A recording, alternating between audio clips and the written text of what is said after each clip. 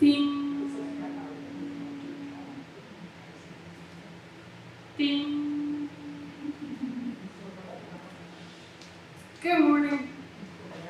My name is Reverend Kiya Heartwood. My pronouns are she and her and they. And we want to welcome you here to the Unitarian Universalist Church of the Brazos Valley. Today I'm wearing a red speckled short sleeve shirt and a purple stole with a moon and stars on it, black jeans and groovy black shoes. So we want to welcome everybody. We're going to open our worship with a prelude, and the prelude is number 1011 in your teal hymnal, Return Again. And while you have words, we're going to learn the song today. It's easy. So it goes something like this.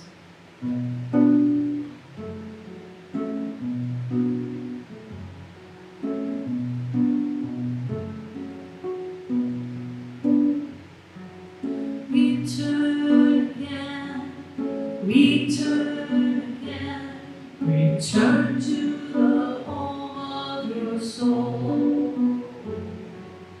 Return again, return again, return to the home of your soul. Second part. Return to who you are, return to what you are, return to where you are, born and reborn again. Return again, return again, return to the home of your soul. That's all there is to it. Shall we do it as a round? Darby, you want to roll half, and I'll take another half?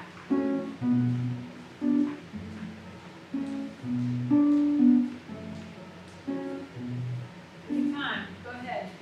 Return again, return again, return to the home of your soul. Ready? Return again, return again, return to the home of your soul.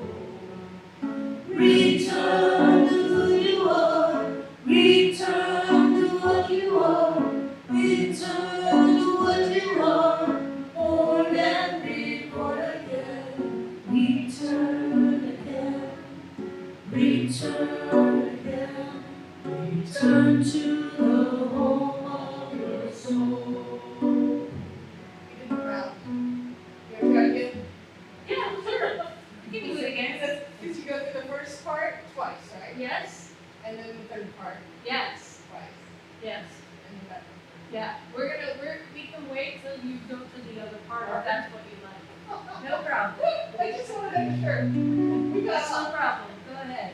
Return again, return again, return to the home of your soul. Return again, return again, return to the home of your soul. Return again, return again, return to the home of your soul. Return again, return again, return to the home of your soul. Return to who you are, return to what you are, return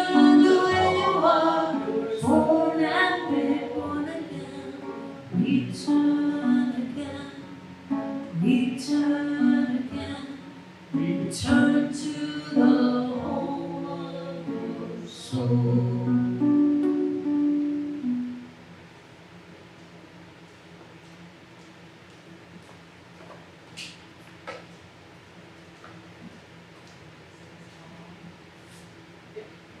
This is on, okay. Welcome again to the Unitarian Church of Brazos Valley. A mouthful, so we say UUCBV for short, or even Brazos UUCBV. My name is Ellen Ford, and I'll be serving as your worship assistant today. We are a welcoming congregation, which means that we celebrate and welcome all people of diverse sexual orientations and gender identities, as well as people across diversities of race, age, ability, immigration status, and belief. And also a congregation working for reproductive justice. So, whoever you are, and wherever you come from, and wherever you are on life's journey, you are welcome here. Now for a few announcements. Lunch and Learn meets every Thursday from noon to 1 p.m. on Zoom. This week, one of our own members, Brazos, will be our guest to discuss her book, Through the Rabbit Hole. The Lunch and Learn link is always on our website, the church calendar on the website. This Wednesday, August 3rd at 7:30 p.m. is a band book club discussion. The book this Wednesday will be All Boys Are Not Blue by George M. Thompson. On August 10th, the book will be Mouse, M-O-U-S, which I think is M-O-U-S in English. Art Spear. It's a story of his father's experience in the Holocaust, and then after he's an old man, so he survived the Holocaust. And so it's not too late to really participate, but I will venture to say, even if you don't get the books read, you can participate. You can still sign in on the link and listen to the discussion. You might go read something on the internet about the book beforehand, and if you don't have time to read the book, and I don't think you get a zero if you haven't read it. So that link too is on our calendar. And the third announcement is please stay for coffee after the service. It will be virtual coffee and virtual snacks, but it can be real conversation through a mask. So we don't have many people here today, but it would be good as we hear to get to stay and visit with one another. So that is those are all the announcements. Thank you. Darwin, will you help me out with this? We're going to do we don't have, y'all don't have them. So we're going to do a responsive reading for you. And it's by the poet Marge Piercy, and it's called Connections Are Made Slowly, number 568 in the gray hymnal.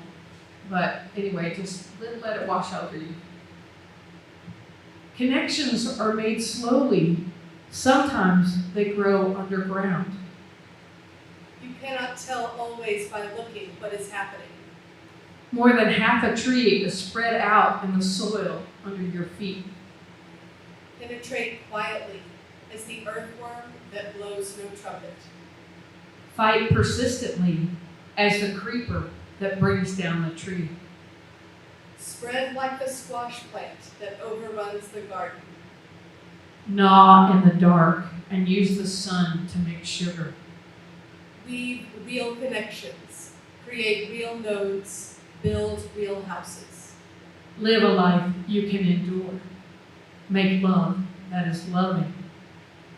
Keep tangling and interweaving and taking more in. a thicket and bramble wilderness to the outside, but to us interconnected with rabbit runs and burrows and lairs. Liz, as if you like yourself, and it may happen. Reach out. Keep reaching out. Keep bringing in. This is how we are going to live for a long time. Not always. For every gardener knows that after the digging, after the planting, after the long season of tending and growth, the harvest comes. Marge Pearson. Thank you, darling.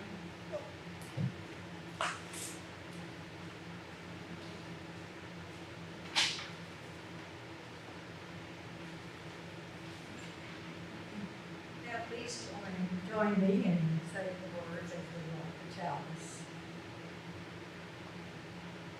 We light the chalice, the symbol of our Unitarian Universalist faith, as a beacon of hope for all who seek justice, dignity, and compassion, and in celebration of the body of truth and being we share together. and now, please join me in saying our affirmation. Love is the spirit of the church, and service is its gift.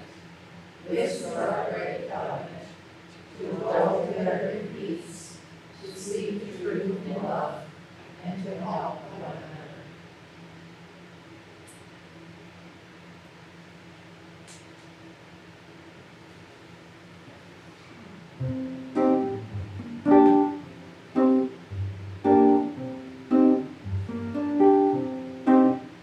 You want to go to 1024.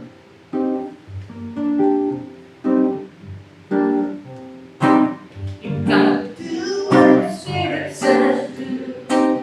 You gotta do what the Spirit says do. When the Spirit says do, you gotta do, oh Lord. You gotta do what the Spirit says do. Laugh. Laugh when the Spirit says laugh. You gotta laugh when the Spirit says laugh. When the Spirit says laugh, you gotta laugh, oh Lord. You gotta laugh when the Spirit says laugh. I think I'll follow the rules now. We gotta sing when the Spirit says sing. You gotta sing when the Spirit says sing. When the Spirit says sing, you gotta sing, oh Lord. You gotta sing when the Spirit says sing. How about dance? Got to dance when the Spirit says dance. You gotta dance when the Spirit says dance. When the Spirit says dance, you gotta dance, oh Lord. You gotta dance when the Spirit says dance. Shout. You got to shout when the Spirit says shout. Shout. You got to shout when the Spirit says shout. When the Spirit says shout, you got to shout, oh Lord. You got to shout when the Spirit says shout. You got to do what the Spirit says do. You got to do what the Spirit says do. When the Spirit says do, you got to do, oh Lord. You got to do what the Spirit says do. You got to do what the Spirit says do. Thank you for singing.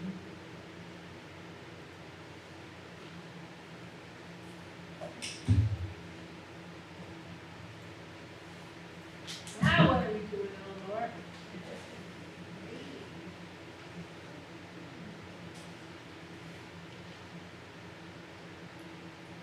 This is a reading from Waldo Emerson called The Roses, or These Roses.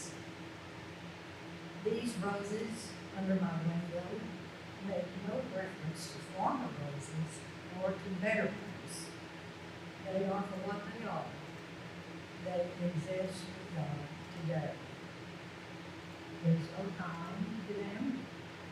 They're simply the rose. It is perfect in every moment of its existence. Before a leaf bud has burst, its whole life acts. In the full blown flower, there is no more. leafless fruit and has no leaves.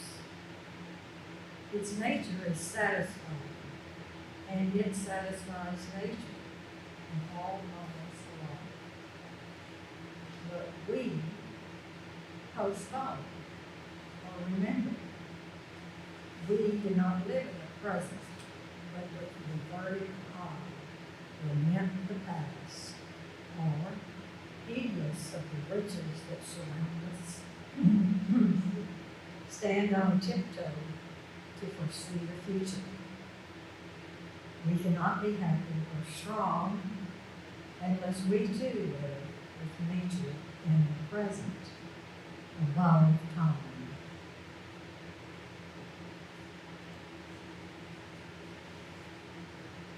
Now's the time in our service where we'll review joys and concerns. We take the moment to reflect on our joys and sorrows and acknowledge the mutual support of our community. Please remember that our service is recorded and available publicly if you need to moderate your message accordingly. Anybody have a joy or concern they'd like to share? I can bring you a mic or you can come up to this room. We want to use the mic because people are going to watch the service and we don't want to leave them out or make it hard for them to hear. Anybody have anything to share? I'm completely moved in my house. I'm very happy.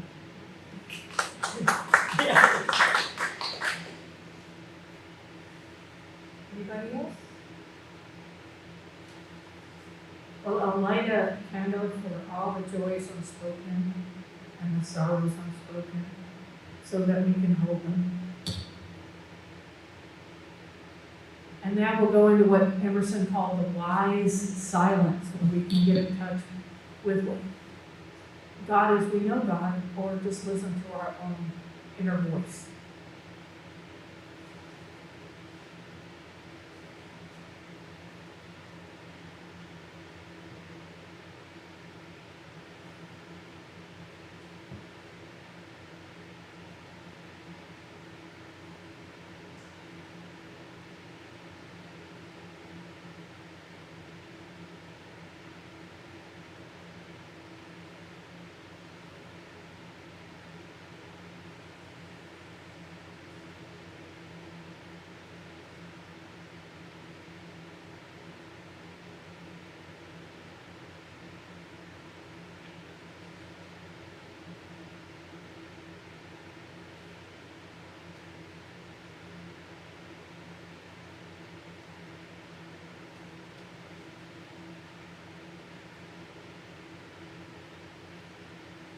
We'll end our silence with a reading from the Buddhist monk, Thich Nhat Hanh. Let us be at peace with our bodies and our minds. Let us return to ourselves and become wholly ourselves. Let us be aware of the source of being, common to us all and to all living things. Evoking the presence of the great compassion, let us fill our hearts with our own compassion towards ourselves and toward all living beings. Let us pray that we ourselves cease to be the cause of suffering to each other. With humility, with awareness of the existence of life and of the sufferings that are going on around us, let us practice the establishment of peace in our hearts and on earth. Amen. Blessed be Ashe.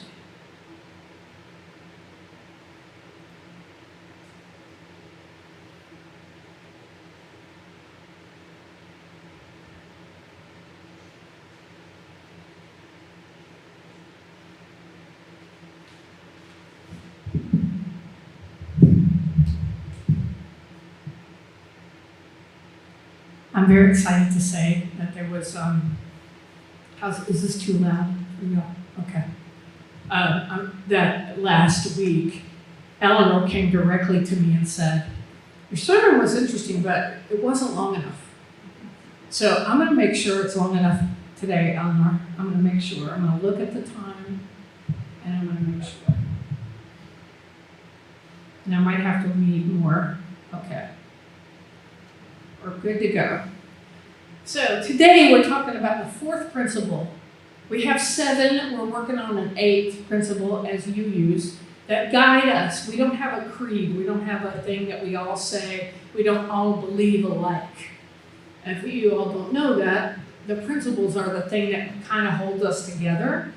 And a lot of the principles have to do with the people I'm talking about today, the Transcendentalists. A lot of the principles come from them.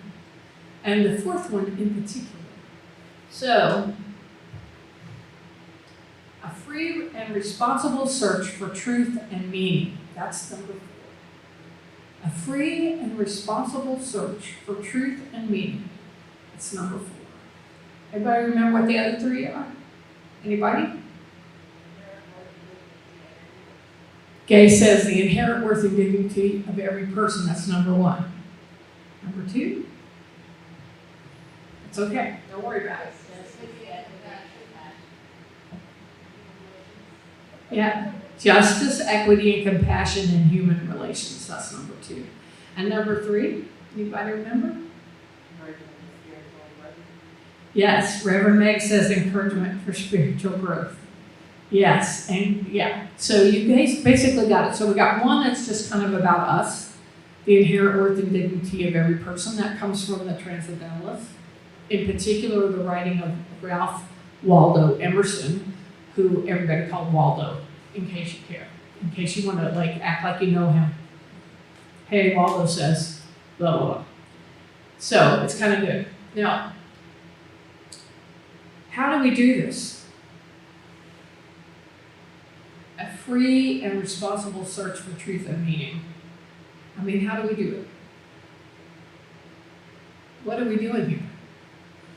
We're doing that. That's one of the things we're doing here. Now, myself, I grew up, I started being a teenager about 1973, okay? So I saw the 60s, but from the standpoint of being too little to participate. And the 70s were very cool. And I had this book that was my favorite book. And it was called On the Loose. And On the Loose was written by 2 brothers, Rennie and Terry Russell. And they were backpackers. They went everywhere in California. They were from California. And they went to Point Reyes, if you've been there, and it's a beautiful lighthouse. It's in Northern California. They went to all the national parks. They were backpacking. They were in the wilderness. They said they're crazy kids on the loose in the wilderness. And a lot of the quotes were by people like Henry David Thoreau, who was a Transcendentalist, and people like that. And I was 13, and I was like, who are these people? I want to read about them. So I started reading about them, and I read Self-Reliance by Ralph Waldo Emerson. I was like, yes, yes, yes. He wrote a book called Nature. Yes, yes, yes. I was like, very, very cool. And Henry David Thoreau wrote Walden, which is the first book I read of his. But he, I thought about, you could sort of imagine Henry David Thoreau backpacking, right? You could see him camping. You could see him hanging out by the fire, being philosophical. And that was kind of how I grew up. I was like, I want to be like them. Oh, they're all dead. I'm so unhappy. So I thought all Unitarians were dead because I grew up in Kentucky and there weren't a lot of Unitarians there. I didn't know any. So I was like, oh, I'm a Transcendentalist, but they're all gone. And then later I ran into my people, my tribe, the Unitarian Universalists. I was like, yes, I can still be a Transcendentalist. There are people like me. We're not crazy. And truthfully, a lot of the things that we agree on as Unitarian Universalists come from the Transcendentalists. So how did that happen? Well, the Transcendentalists basically start with 3 people. Margaret Fuller, who was very educated. Her dad was a senator in the Massachusetts Senate, and she was the oldest daughter. And he thought that he should educate her, mostly so she could educate her younger brothers.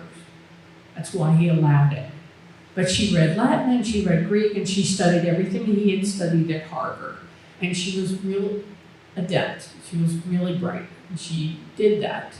But she was a woman, and so no one thought it was okay. So she became a complicated figure in that, like her father, once she started being a teenager, her father thought that she should get finished so she could get married. And so they sent her to a girls' school for 1.5 years. And she was so bored. It was in the country. She was used to hanging out with Harvard boys. Back then, you couldn't go to the Harvard library if you were a woman. She was the first one to get privileges to borrow books from the Harvard library.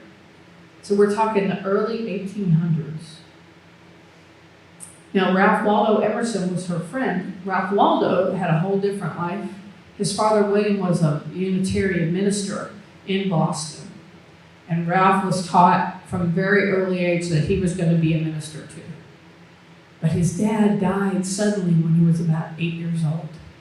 And so he was surrounded by women, his sisters, his mother, his aunt, Mary Moody Emerson. And she was a huge spirit. And she made sure he went to school. So he got to go to the Harvard Latin School, the Boston Latin School. He got into Harvard when he was 14 years old.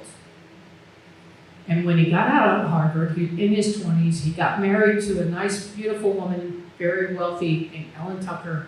And he got a job as a minister at the Second Unitarian Church in Boston. So his life is pretty much set. He's not even 30. Well, Ellen got tuberculosis and died about 1.5 years into their marriage. She was only 19 years old. It devastated him. He just freaked out. Now he's reading all the time. This is a period of time where the real cool thing to do if you were a Unitarian was to read the Bible for yourself and make decisions for yourself and to question some of the miracles. Now this is a really, really dangerous thing to do. It got some people, like another Transcendentalist, Theodore Parker, in a ton of trouble for just questioning that Jesus was divine. He just questioned it. He said the Transcendence and whether it was whether Jesus was divine or not, whether the miracles actually happened or if they were mythology. This was a very radical idea. And almost all the ministers at that time who did that become Unitarians. But they come out of the Congregationalist church. This is the Pilgrim's church. These guys are preaching at a high place. You know, people are buying their pews. They're talking about God in a very rational way. They really believe that God made us rational beings and that we could study our way to God, basically. Well, these young whippersnappers, the kids of the revolutionary generation, so their parents are the ones who fought in the Revolutionary War and made that all happen. But Emerson's born in 1803. His father, was the right generation. He knew a lot of the elders in his generation are ministers or they're lawyers or they're revolutionary warriors. This is the time of the 1812 war. Things like that are going on. And so these people are like, wait a minute, everybody seems to be materialistic and into money. We've got rid of England now, but there's got to be more. There's got to be something behind. There's got to be something behind what we see. Also, Native Americans are disappearing. This is the first time this has happened from the Northeast. So the whole world that was a complete native world has disappeared. And so there's a lot of nostalgia for that. And there all starts being a lot of interest in the natural world. Like Thoreau. Thoreau's about 14 years younger than Emerson. So Emerson, he's working at the Second Unitarian. He's making really good money. He's married well, and everything's good. Then Ellen dies. He freaks out. He freaks out so bad, y'all, that he dug her up. He can't deal with it. And one day he goes in and he resigns his job at the church. He gives them an ultimatum. And his ultimatum is, I don't want to do communion. I don't want to give communion to people. If you want to keep me, you have to let me not give communion. I don't believe in it.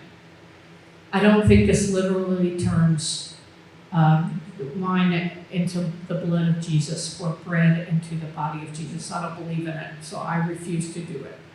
And if you're going to make me do it, I'm going to quit. They say, I would rather have communion than you, Ralph, Waldo, Emerson, and they kick him out. He goes home, he sells all his furniture. He gets on a boat, he convinces the captain to take him to Malta. And he goes to Malta, and he stays away for 9 months. And he goes to Malta, and he goes up through Italy, and he's studying Plato, and he's reading, and he's looking around at all the ancient stuff. He's also going to all these exhibits about all the different animals and birds and fish that live in the world. They're doing all these exhibits, and they're doing the bones of dinosaurs, and he's reading things like Darwin, and it's changing his whole perspective. He also starts reading the Hindu scriptures, which talk a lot about the oversoul, the spirit in all things in the universe. And this changes his whole perspective. And of course, he writes a book about it called Nature and Self-Reliance. And these two books make his reputation. When he comes back to America, he's no longer a Unitarian minister, although he never resigns his how would I say that? Yeah, he never rescinded his ordination. So he's a minister his whole life. But this is a period of time where things are changing, and suddenly there's the Lyceum circuit. So people are getting really interested in educating themselves by going to talks. And he becomes a lecturer and a pulpit supply. So he's going around to different churches, giving sermons. He does that for a little while, but mostly he starts working in the Lyceum circuit. He's a really good lecturer, and he gets really famous for that, and you make a lot of money doing that. Plus, he sued Ellen's family, and he got her money, her inheritance. So he has enough money to live. And he buys a house in his grandfather's town of Concord, Massachusetts. Moves into this house called the Old Manse, which was his grandfather's house. And then in the 1830s, he buys his own house, and he stays in that house the rest of his life. And it has a huge library. If you go there, you can see all the stuff. Okay, and he starts writing essays, and he starts writing books, and he's giving lectures, and he suddenly becomes the voice of America to everyone. He's like, hey, why are we always looking at Europe for our inspiration? Why do we grow our own, basically? And that is such a radical idea that he gets all these converts, and people start following him, and they move to Concord to hang out with him. And we have people challenging everything at this point. So he's challenging education, just the way people do it. Like, he says, wait a minute, you should listen to your own intuition, your own feelings. You shouldn't just, you're not a blank slate, a tabula rasa, like Kant said. You're not somebody who, you go to church and you go to school and you learn what famous people said and you do what they tell you to. He says, no, you should follow your own heart, and you should follow your own intuition, and you should be your own person the way God made you, and you should honor the inherent worth and dignity of every person. That comes from him. That's where that comes from, that idea that everybody has a spark of the divine in them, and that if you listen to it and you follow nature, which is the embodiment of the Creator God, which is a very Eastern Hindu idea, then you're going to be good. So basically, the ideas of Transcendentalism come to us from Ralph Waldo Emerson, who inspired all these people. But I want to caution you to not leave Margaret Fuller out. Because in that world, even though Emerson was pretty feminist for the age he lived in. He wasn't. And so he often took the ideas of things that Margaret said and he would put them in his lectures and books. She was much more of an independent thinker than you can imagine. If last week you heard me talk about James Freeman Clarke, he was friends with Margaret Fuller too. And he gave her the credit for what she said. So his feminism was a little more evolved. Where Emerson, Margaret Fuller gave these talks for Boston women, and like in a lecture hall, like a big lecture. And she got all these women, and then occasionally they would have open ones where men could come. So Emerson goes to one of these lectures. And Emerson starts waxing forth. And everybody came to listen to Margaret Fuller. She couldn't get a word in edgewise. So I think maybe Mr. Emerson had the right idea, but he wasn't quite as evolved as a feminist as we would like to think. But he was for women's suffrage. And he grew up around women who were amazing and educated and took care of him and supported him. So he was very open to women. He married a woman named Lydia, and he asked her to change her name to Lydian. This is the kind of guy he was. He sent her a letter. Will you marry me? Anne, can I change your name? And he went for it. She went for it. So I'm not sure he was as fabulous in the feminist camp as we would like. But he was for abolition. He believed in nature. He believed in protecting wild spaces. This is the first time where there was very limited amounts of wild spaces left. This is the age of the steam engine. And so industry is coming in. They're starting to build factories, and they're starting to do all these things, and all the Native Americans are gone. He was against sending the Cherokees to Oklahoma. He thought that was wrong. So in almost all the Transcendentalists that follow him have these things in common. But it's Henry David Thoreau that we have to thank for social justice action. He wrote a book called On Civil Disobedience. Maybe you've heard of it. But he said, if the laws of the country are wrong, you have an inherent right as a good person to stand up against them. And we're still doing that today. And he's the one. And actually what it was, he wouldn't pay his taxes. He owed 6 years of taxes. But they were having the war in Mexico at that time, and he thought that was an immoral war, so he didn't want to pay his taxes. So he spent the night in jail. And people argue whether or not it was Emerson or Mary Moody at Emerson that paid his taxes, but one of them paid it, and he got out the next day. He moved to Waldo Pond, and he lived there for 2 years, 2 months, and 2 days. And he wrote a book that became the book that we know about him. He wasn't famous during his life. Mostly, he was the guy who cut wood and took care of Emerson's family when Emerson was on the lecture circuit. That's mostly what he did. And most of the people who lived in Concord would write about him being a little too much like an Indian. He was a naturalist. He could walk in the woods. Emerson describes him as standing there with a snake going around his legs. He was that much a man of the woods. And that was his focus. But he also read extremely widely on the Eastern religious stuff. A lot of his ideas are Taoist, very Taoist ideas, and one of the big debates between people are whether or not he was re-quoting from Taoism a lot of his ideas. So what are the basic ideas of Transcendentalism?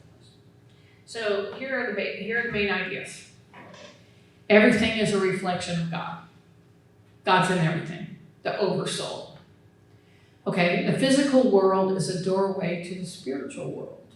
So you observe your life, you're paying attention to your life, but you're looking behind your life for what's really going on.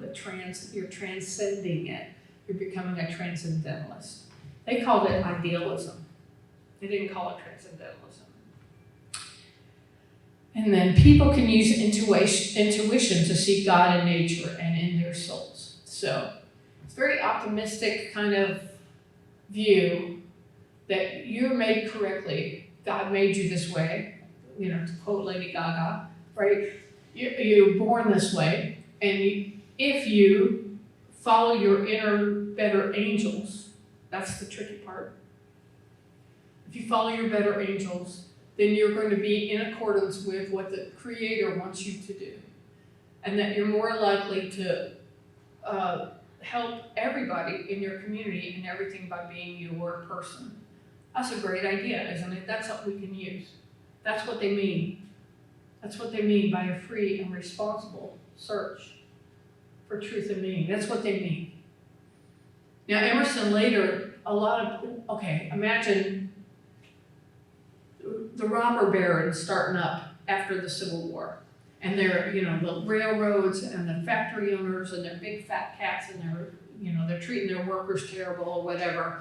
And a lot of people used Emerson's words for those people, saying, hey, they're just following their own inner being. But he said, no. Following your inner voice is following the voice of God, like your internal better angels is what God wants you to do, and that it was put inside you so that you could follow it. That's a really complicated idea and worth considering even today. Does this work for you? That's a free and responsible search for truth and meaning. So other things that they said, a person is their own best authority. The life you make and the decisions you make are correct. You don't have to, there's no sin. Lydian wrote this book called The Transcendental Bible, and I don't recommend it because she was a little bit snarky, beyond snarky. But the basic idea of following your own inner voice is in there.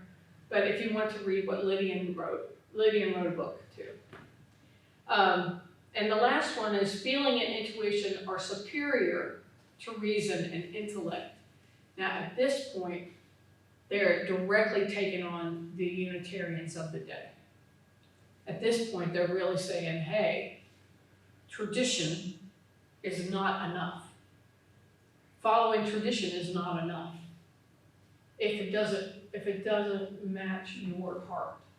There's something wrong with it. And we're kind of having that struggle right now about the 8th principle. Some Unitarian Universalists are against the 8th principle for various reasons. And they want things to stay the way they were, or they want to say, well, Ralph Waldo wouldn't have done it, or William Ellery Channing wouldn't have done it. Well, maybe they would have if they lived now. It's hard to say. They pushed the envelope quite a bit where they were. So I don't know if this is a little too much of the history of the Transcendentalists for you, but I'm going to read you some quotes from Henry and Ralph and Margaret Fuller, so you get an idea. Because the three of them, there are a lot of Transcendentalists, okay? I talk about them all the time. James Freeman Clarke, he's a Transcendentalist. Theodore Parker, Transcendentalist. Bronson Alcott, Louisa May Alcott's dad. He had a very influential school. Elizabeth Peabody, she's really involved in Alcott School, and she's also involved in the kindergarten movement.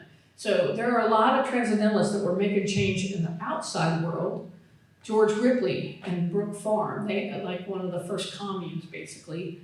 So there are people who were doing outward stuff and trying to change society on the outside. And then there were people who were doing more inward stuff. And I would say the three that I'm talking about today, primarily, those are the people who were doing inward stuff. Now, sometimes people say that they were too individualistic and they didn't care enough about society. But if you read the lives of the Transcendentalists, they almost always express their individualism in their community. It comes out eventually. It comes out in, civil disobedience. In civil disobedience, that act of Theodore, which maybe wasn't that big a deal, he just spent the night in jail. But his book Gandhi read it. Martin Luther King Jr. read it.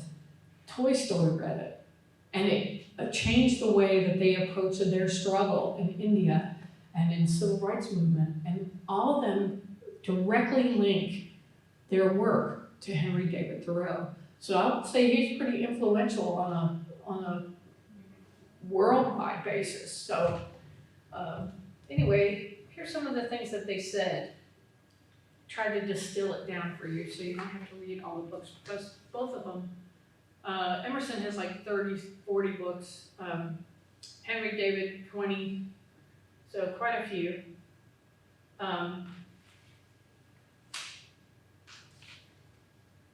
Yeah. So, there it is. Okay. So what did Emerson say about all this? He said, nothing can bring you peace but yourself. I like the silenced church before the service begins better than any preaching. Don't any of you all say that. Be yourself, no base imitator of another, but your best self. There is something which you can do better than another. Listen to the inward voice and bravely obey that. Do the things at which you are great, not what you were never made for. These are all from Self-Reliance. And then about nature, he said, in the woods we return to reason and faith. There I feel that nothing can befall me in life, no disgrace, no calamity. Leave me my eyes, which nature cannot repair. Pretty cool, right? Now, Emerson, he liked to go for a walk in the woods, usually with Margaret Fuller or Henry David. Henry David hung out in the woods. That was his place. Even when he was a school teacher, that was his main thing. He got kids out in the woods to look at how things happen. And most of Walden is talking about what's happening in that very small 2-acre place. He said things like this. Henry David said things like this. You must live in the present. Launch yourself on every wave. Find your eternity in each moment. Fools stand on their island of opportunities and look toward another land. There is no other land, there is no other life but this. If one advances confidently in the direction of his dreams and endeavors to live the life which he has imagined, he will meet with a success unexpected in common hours. And another thing he said I thought was really brilliant. The cost of a thing is the amount of what I will call life, which is required to be exchanged for it, immediately or in the long run. Pretty smart, right? Let me give you a couple of Margaret Fuller quotes so you get an idea of what these brains were like. Man is not made for society, but society is made for man. No institution can be good which does not tend to improve the individual. And she means male and female and other. And she was very smart about gender way before anybody else. So here's what she said about that. Male and female represent the two sides of a great radical dualism. But in fact, they are perpetually passing into one another. Fluid hardens to solid, and solid rushes to fluid. There is no wholly masculine man, no purely feminine woman. Margaret Fuller. There exists in the minds of men a tone of feeling toward women as toward slaves. Margaret Fuller. So her book, Women in the 19th Century, basically started the whole suffrage movement. We can thank her for that. Now, she died really tragically and young. She got a job, James Freeman Clarke, that I talked about last week, got her a job writing book reviews. And then Horace Greeley gave her a job at the newspaper. She was the first woman book reviewer. And then she became a war correspondent, and she went to Italy, and she was involved in their revolution. And she met a young count there and fell in love and had a baby with him. Now, whether they got married or not is a debate of which is still going. but they definitely had a child. And they were on the boat to go back and stay with Emerson. And the boat got off track and went to Fire Island and hit a sandbar. And they were like 200 feet from the shore, so everybody could see them from the shore. And it was the middle of the night, and she's out in her nightdress. Everybody saw her. And her husband tried to jump in the water. A sailor convinced her to give Gino, that was the baby's name, to him, and that he would try to swim to shore, and he drowned. So she saw her husband drown. She saw her baby drown. And people saw her go down with the ship. So it was like the end of an opera. It was terrible. But that's how she died. And then Emerson sent Thoreau to see, because she had written a book, and they couldn't find the book. So maybe someday that book will show up. But they found some of her possessions or whatever, but basically there was no trace of her. They never found her body. And then all these Transcendentalists wrote her biography, because she was the most famous intellectual woman in the 1800s. But she was in her 40s when she died. Emerson, he had Alzheimer's, and so his last few years were not as productive, but he died in the 1880s. Thoreau died young from tuberculosis. Thoreau's family owned a pencil factory, and so he made pencils his whole life. He got 2 patents, actually, for making pencils. That was his day job. They didn't come from money, and he got tuberculosis and died right during the Civil War, 1862. So that's what happened to those 3. I encourage you to find out more about these people. Now, what would happen if we followed our better angels? What would happen if we actually did what they are asking here? Who would you be if you followed your intuition and you didn't care what anybody else thought about you? Just gonna do what you feel like you were supposed to do in the world. And you're not gonna worry about whether you have the money to do it. You're not gonna worry about any of those things. What would happen? And what would it do to our churches? If we encouraged each other, like the other principle says, if we encourage each other to be who we actually feel that we are, because you're the authority, according to the Transcendentalists. You're the authority.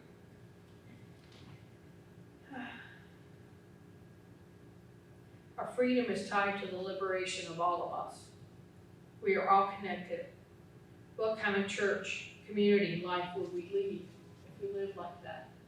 So find out more about them. I'm happy to talk to you about any of them. And thanks for listening to me today.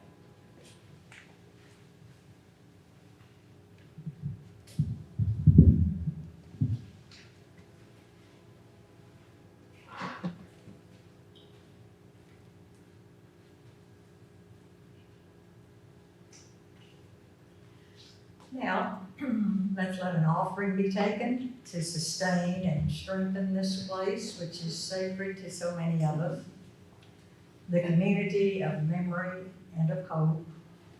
For we are now the keepers of the dream. This church shares the proceeds of the offering plate donation every week to support important nonprofit organizations with which we work. So this month, well, we didn't have a song first, but this month we're proud to support Just Texas, a grassroots movement of people of faith and faith leaders in support of reproductive freedom and LGBTQ equality for all Texans. We are a Just Texas congregation. Please be as generous as you can. We're going to sing number 1030, Sayahama, but we're not going to sing it in South African, okay? Just American English. But it sounds really good in South African if we want to tackle it someday. It felt a little over my head today, so.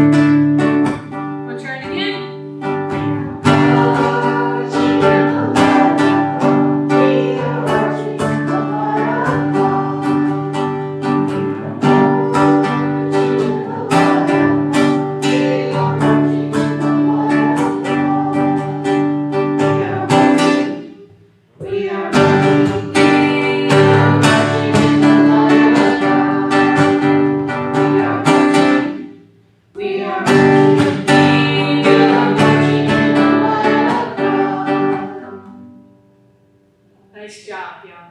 We're trying to sing some songs, so maybe you haven't sung that often before.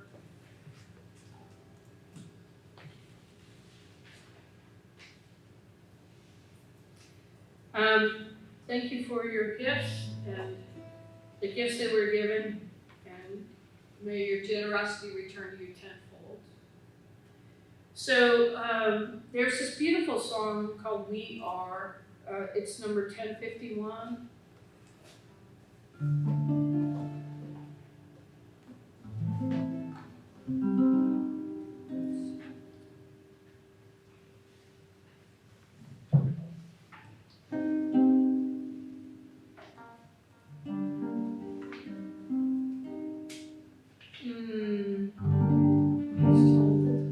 Okay. Sorry, yeah. Trying to find good keys for everybody.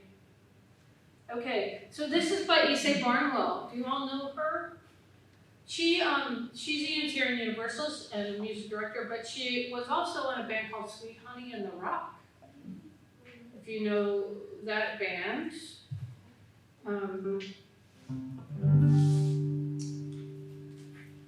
But I feel like this connects to what we're talking about today.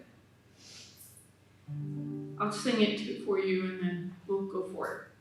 For each child that's born, a morning star rises and sings to the universe who we are.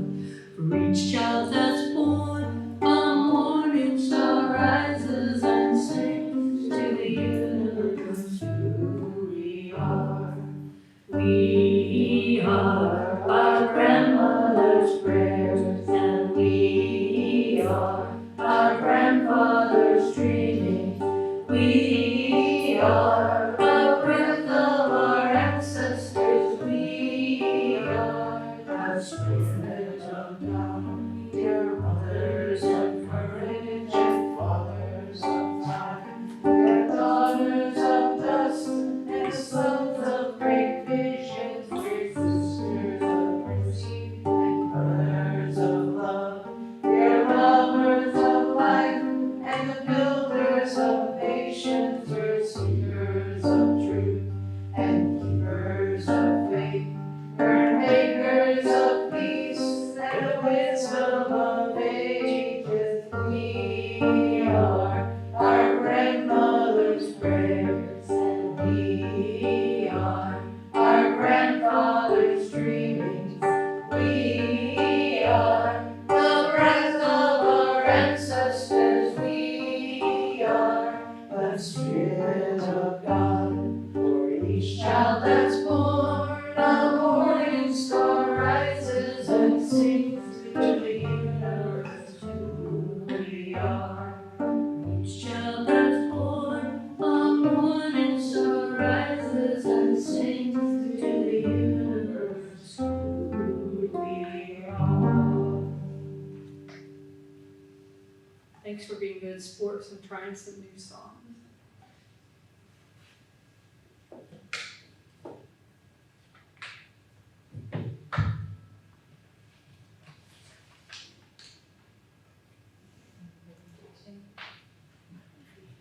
Mind it so I can blow it out.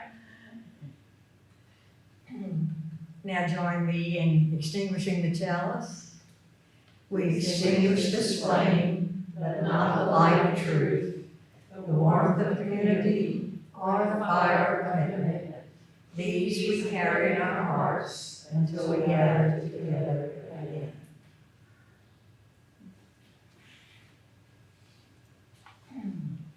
Remember the way of the wind and breathe and blow. Remember the way of the fire and sparkle and glitter and glow. Remember the way of the water and ebb and flow. Remember the way of the earth and grow. Go